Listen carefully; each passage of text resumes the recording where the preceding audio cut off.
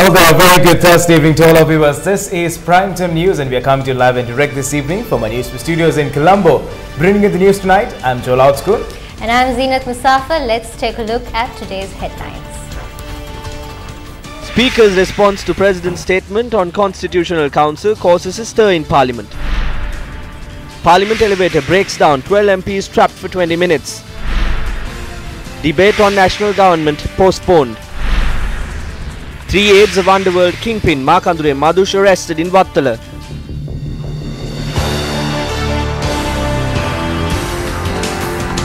Well, starting off with our lead story this evening. Now, on a very unusual note, several parliamentarians were trapped inside an elevator at the parliamentary complex for over 20 minutes. Parliament was to convene at 10:30 this morning. 12 parliamentarians had got onto the elevator that is reserved for MPs, and after a few seconds, the elevator had malfunctioned.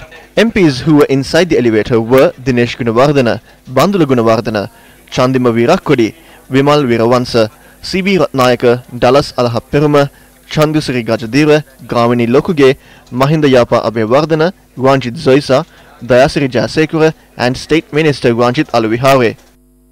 මේ අපි මොකද කරන්නේ දැන් මේක එන ප්‍රශ්නේ මේ උස්ම ගන්න බෑ මචං මේක වැඩි මෙහෙම ගහන්න හරිය කියලා එනකොට මම වැඩි කියනවා අන්න ඒක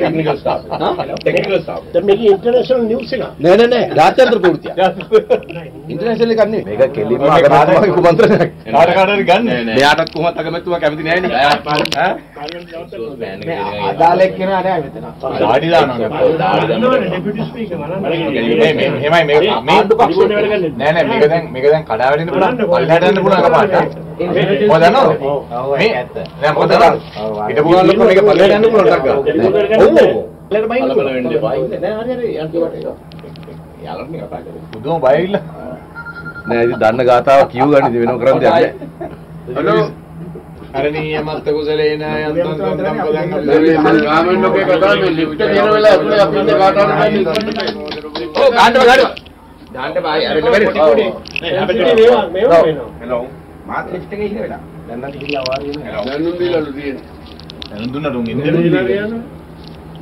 හෙලෝ මේක ඇතුලේ පුදුමාද කවදාවත් නැග්ගනේ එන තොගයක් මේකට මේක හොඳ වෙලාවට ෆෑන් එක වැඩ කරනවා ලිවෙන්තු දවසක් මෙලා හෙලෝ මේවා මේන්ටේන් කරලා තියෙනවා උන් යකයි මිනිස්සු ඇති මොනවාද තුමාතුල අපි මන් දැන් ගන්න 10ක් මේ ලිෆ්ට් එක ඇතුලේ නම්බර් 6 දැන් ඉන්ෆෝම් කරා දෙසක් එනවලුද විනාඩියක මෙතන විනාඩියකට ඉස්සෙල්ලා විනාඩි 10ක් දැන් ඉර වෙලා හිටියා අර මේ ඔක්කොම ප්‍රශ්න මට අද ප්‍රශ්නකුත් තියෙනවා මෙහෙම බඩ පාර්ලිමේන්තුව ඇතිවෙන ප්‍රශ්න අහන්න ඕනේ පළවෙනි වතාව මාත් ඔව් මාත් ගායත්‍රි මල් වරප්‍රසාද ප්‍රශ්නයක් අනිවා වරප්‍රසාද රංජිත් හරි ඔව් බලාගෙන There are 2 elevators that are reserved for parliamentarians, and this elevator which malfunctioned is one of them. A total weight that these elevators can accommodate is 900 kilograms. When News First inquired into this matter, a senior official said when the 12 MPs entered the elevator, the alarm to signify that the elevator was overweight had not functioned. Thereafter, officials had taken measures to put up a notice that only 6 people can use the elevator at one given time. A correspondent noted a report had been requested from the company that is responsible for the maintenance of the elevator, and as to why the phone call of the parliamentarians who were trapped inside the lift was not picked up. This issue was also debated during the sessions today. I was elected to Parliament in 1983. However, I had never faced such a terrifying situation. We were trapped inside the elevator for 25 minutes. MP C.B. Ratnayaka said certain individuals were praying for their lives. This is a serious matter. The relevant officials were not capable to intervene and solve such an issue in less than 25 minutes. Even the speaker uses the same elevator. It is safer for the speaker to use the steps. We must be vigilant as this is a crucial period with many conspiracies. Investigations carried out by the Parliament are unacceptable. Money has been approved for this.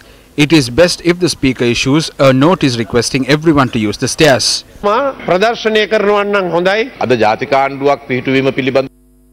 During the party leaders' meeting yesterday, it was stressed that the proposal to form a national government will be subject to a debate in Parliament today. Were we informed that this debate will not take place due to the lack of MPs from this end? All 12 MPs who were stuck inside the elevator represent the Colombo district. Only MP Gammampila was not trapped. If something unfortunate was to happen, only MP Gammampila will be left to represent the Colombo district.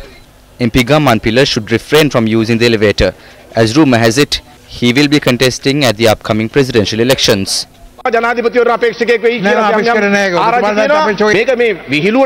This is not a joke. It's a matter regarding the safety of MPs. In that case, all the MPs should be put into the elevator and the elevator should be blocked. We have no issue. What if your Prime Minister gets trapped inside the elevator? No one takes the responsibility when such incidents take place in Parliament. All issues could have been solved if someone had answered the elevator phone. Insurance is not adequate. MPs have only been insured for 200,000 rupees. When Ravi Karunanayake was the finance minister, he promised to approve funds for a new elevator.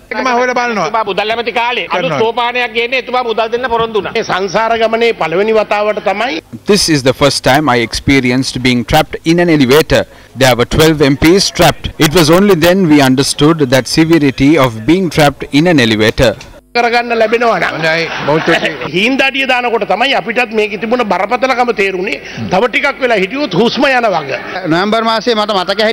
recall that in November last year, the Prime Minister was also trapped in the elevator.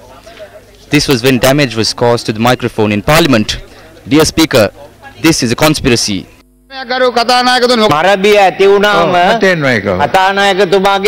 When fear of death is experienced, we must form a system where we could claim compensation for the Speaker. 3 weeks ago, a similar incident took place in Navamawata. One individual even lost his life. There are nearly 25,800 elevators in Sri Lanka that have not been registered. In view of this, we will present in Cabinet next week a proposal that requires elevators to be registered annually and the registration document to be pasted on the elevator. We suspect that MP Gamman Pillai is behind this. All MPs from the Colombo district except MP Gamman Pillai were trapped inside the elevator. Do not use this incident as an excuse to increase our insurance. This will result in the people acting against us. The public will say it's better if the MPs get trapped inside the elevator and die. The elevator is after all a machine. There is no machine in this world that does not malfunction. I agree that no machine is long lasting. Even if someone was to get trapped inside the elevator and die, they would say it was the fault of his stars and not the machine. This was not done intentionally. I would like to state that the Parliament will take the responsibility for this incident. We will contact the relevant officials, and if the elevator is to be replaced with a new one, we will proceed.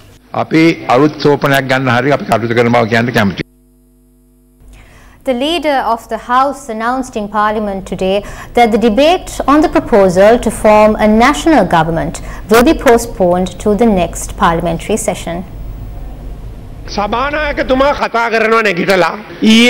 The leader of the House is speaking of a committee that took place in Parliament yesterday. This is the decision that was taken by this committee. This decision does not consider the views of the UPFA, JVP or TNA. The leader of the House who stated that this decision will be implemented by suspending standing orders and disregarding all facts presented by us is now making a statement.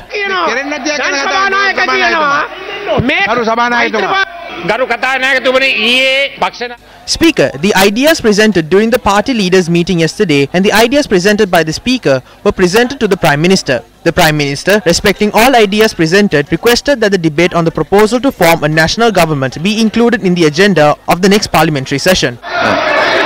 No more. There will be no debate in Parliament today.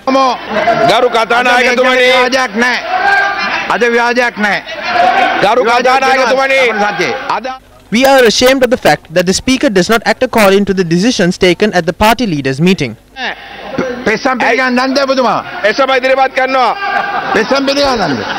පෙස්සම ඉදිරිපත් කරන්නත් ලැජ්ජයි. දැන් ඔබතුමාලා 122ක් ඉන්නවා කියලා අධිකරණයට කියපු. The ruling party claimed that they have 122 MPs, resulting in the judiciary suspending Mahinda Rajapaksa and his group from continuing in their capacities as Prime Minister and ministers. However, today the ruling party has failed to prove their 122 seats. The ruling party has lied to the judiciary and misled them. You all have misled the public. Where is the majority? Where is the so-called national government?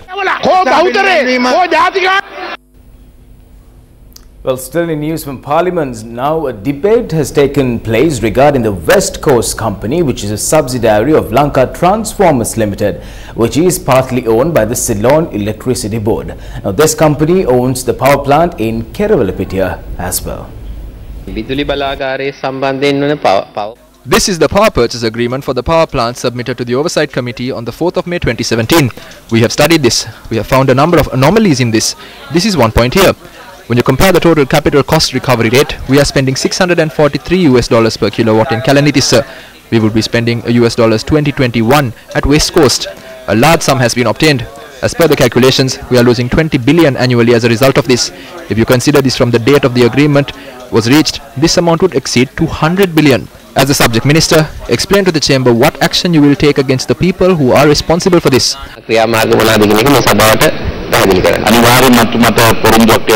I know that this will be revealed without any intervention.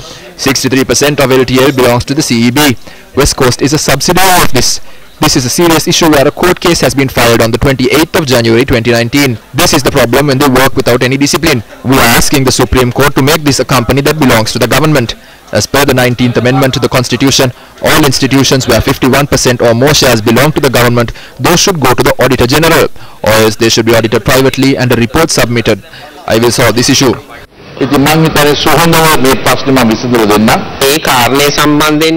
is a court report regarding this. There is an oversight committee report. When we were carrying this out at the oversight committee, we had various interventions to stop this from being taken up by the oversight committee. There are certain officials of the CEB who are involved in this. There is a deputy general manager here of whose the lackluster behavior has been the reason for the negotiations to be stopped for 2.5 years with regard to the power purchase agreement. When I was holding office at the Ministry of Finance, I recommend that the money that is here be obtained and to convert the losses into profits. That has not happened yet.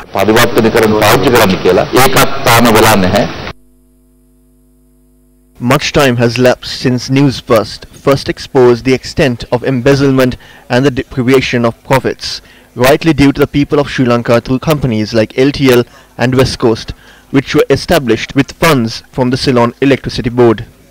As far as the people are concerned, there is some cause for relief that the eyes of Parliament have been opened at least now to the fraud carried out through these companies, which even failed to pay dividends on the profits they made using public funds.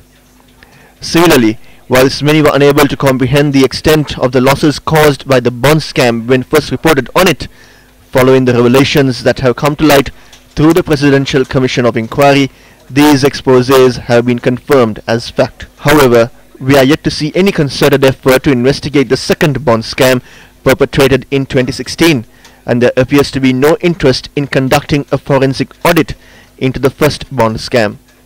On many occasions over the past several years, we have also reported on the fraud, scams and irregularities that were being perpetrated at Sri Lankan Airlines. The appointment of a Presidential Commission of Inquiry into allegations surrounding Sri Lankan Airlines by the government elected in 2015 is to be commended.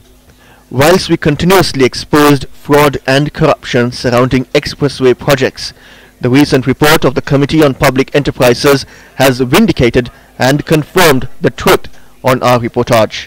We also turned the spotlight on the manner in which the Cabinet paper on the construction of the final segment of the Outer Circular Expressway was presented after the contract had already been signed.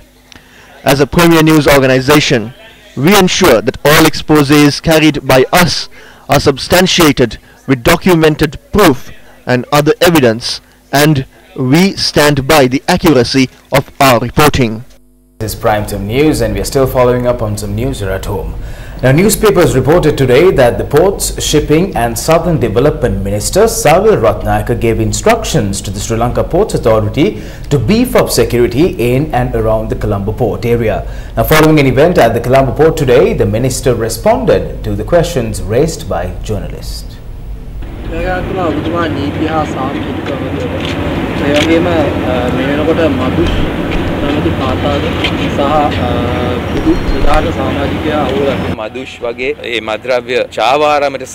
We commence the necessary steps to identify and arrest high-profile drug traffickers such as Madhush. We received information on Madhush several times and followed those leads. However, they all proved futile. After years of patience and searching for Madhush, we now have succeeded in arresting him as well as 3 other high-profile perpetrators in Dubai. When the Foreign Minister of the UAE called on Prime Minister Ranil Wickremesinghe, I made a special request for their support for these activities. We have received their support ever since.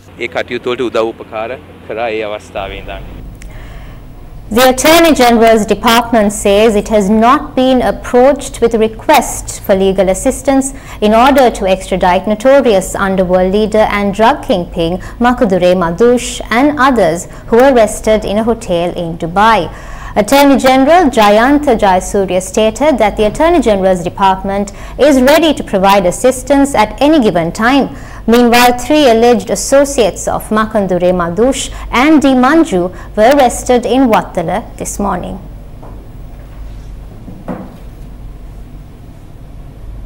Minister Sagar Ratnayaka has instructed to beef up security around the port area. The minister has forgotten that he was once the Minister of Law and Order, which overlooked the police. Sagar Ratnayaka has forgotten that while he was the minister who overlooked the police, he accommodated apprehended individuals in his house in Deniyaya. Once, when the IGP was speaking during a meeting, he received a phone call. We overheard him saying the Nilame matter. This was when Sagar Ratnayaka was the minister in charge of the police. He released apprehended perpetrators. The minister has forgotten that there is a police in Sri Lanka to combat drug trafficking. The Police Narcotics Bureau, the STF, and the support extended by the local forces can be utilized to combat drug trafficking. Amidst all of this, the minister has instructed to beef up security around the port area. An action plan is needed for our country. In my view, he is implementing a plan to bring in drugs into the country. They are the ones who allowed perpetrators to escape, who released the passport for Arjuna Mahendran to travel overseas, who obstructed the arrest of perpetrators. How was Nisanka Senadipati released? Where are the legal cases against these individuals? Minister Sagar Ratnayaka is trying to control the police through his ministry. However, when he was the Minister of Law and Order, he never looked into these matters. Those involved in drug trafficking can be arrested and punished if the police and all the other relevant units are sufficiently empowered. පොලිසියට සහ ඒ ආරක්ෂක අංශවලට නිසි බලය දුන්නොත් අපේ රටේ මත්කුඩු ජාවාරම්කාරයෝ ඔක්කොම හිරේ දාන්න පුළුවන්. Still in related news this evening, now the group of Sri Lankan nationals, including underworld kingpin Makudure Madhush, who were detained in Dubai, were produced before a court there today. Speaking at an event held this evening in Negombo, Western Province Governor Asad Sali had this to say. The latest news is that Makandure Madhush has been arrested in Dubai. I received a call from Dubai this morning informing me that 31 Sri Lankans were produced in court. Do you know which name Makandure Madhush has been using in Dubai? He has fled this country using the name Ajit Avanka Wickremesuriya. Today he was produced in court. We must remember this, that these individuals who were responsible for murders that were being carried out on the streets almost every day and were responsible for the peddling of narcotics across the country and throughout the world have been captured after President Maithripala Sirisena commenced work.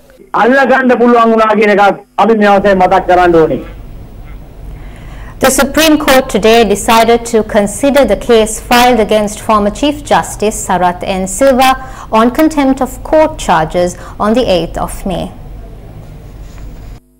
The petition alleges Sarath N. Silva committed the offence of contempt of court when he made a statement at a rally organised by the National Collective Organisation in Maradana on the 3rd of December 2018.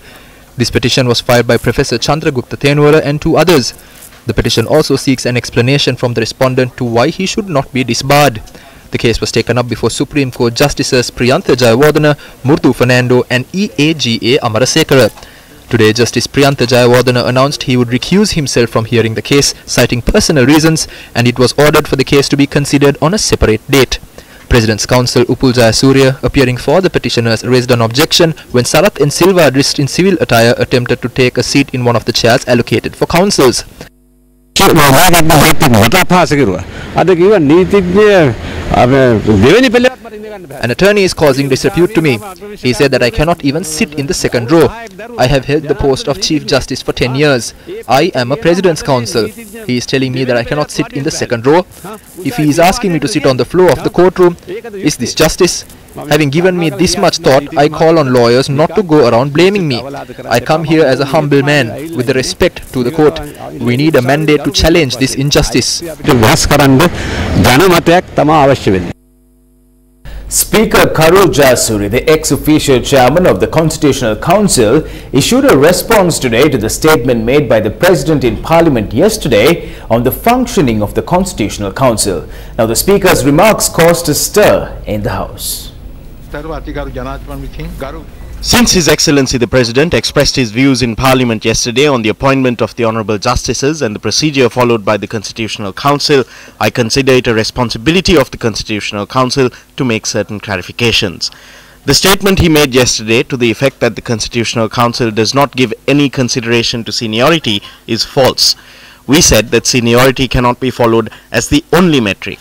Whilst His Excellency the President said that the Constitutional Council had rejected 12 names, that too is a false statement. To date, aside from a few instances, the Council has approved the majority of the nominations he has made. We do not exchange letters with the relevant parties. The actions of the Human Rights Commission were also criticized yesterday. We have instructed the Commission to issue an explanation to the country on this matter.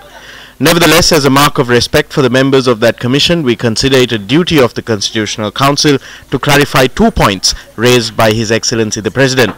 The Commission has informed us that on the matter of STF personnel being deployed to the Anganukola Palace prison, a report was called for because of the submissions made by various parties and that no objection was filed during this procedure.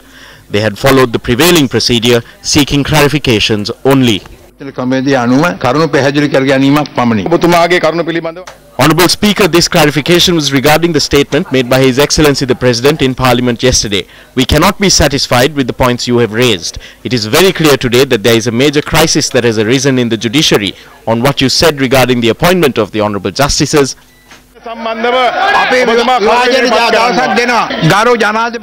we cannot have a debate on this. There is no point. A date will be given for a debate.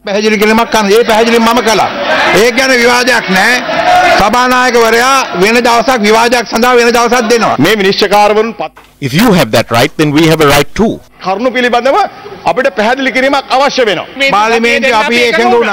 We agreed that debate will not be given today. It will not. I responded for the Constitutional Council to what His Excellency the President said, as is my right.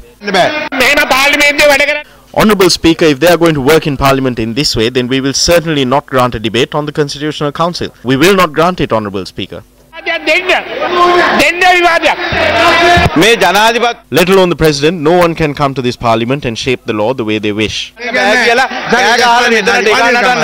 the Constitution, no one shall criticize the President without a motion.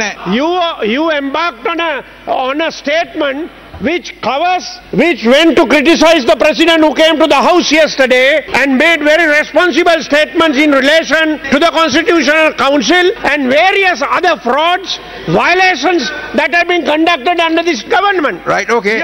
As Speaker, the President is right. You can't have your own way. You can't have your own way by saying Constitutional Council is right. How can you say? You have not submitted any recommendation as yet regarding appointments of the Constitutional Council or the program. In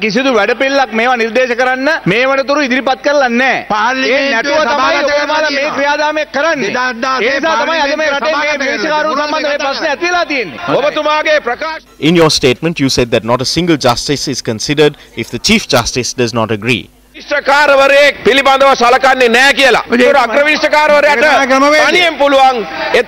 if he has a personal disagreement with a judge, the Chief Justice can halt their promotion. Honourable Speaker, they too voted for the creation of the Constitutional Council through the 19th Amendment. They voted too. What are they talking about? You made a statement regarding the president of this country. Sir, when you make a statement about the president, you must allow us to respond. Give us the right to respond. You bent the judiciary the way you wanted to. You bent the law. You said Mahinda Rajapaksa did not have 113, and now without a majority of 113, the government cannot function. A minority government has been formed and the entire parliament has been destroyed.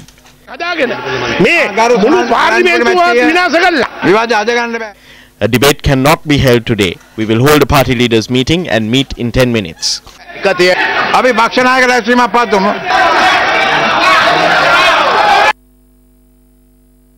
A false message fraudulently quoting Shakti TV is currently making the rounds on WhatsApp and via SMS, seeking to cause a panic regarding the recent spate of ATM scams. Newsfirst strongly emphasizes that Shakti TV did not publish such content or send such news alerts. The publishing of such misleading content by those hiding behind the veil of anonymity is a serious social issue, and Newsfirst on a number of occasions has highlighted that such anonymous propaganda serves to aggravate social issues in Sri Lanka. A most recent example of the damaging impact that such false, malicious and misleading content can have is the violence that gripped Digana in Kandy for over a week. Following this event, Facebook implemented a number of measures to restrict the transfer of information between private accounts.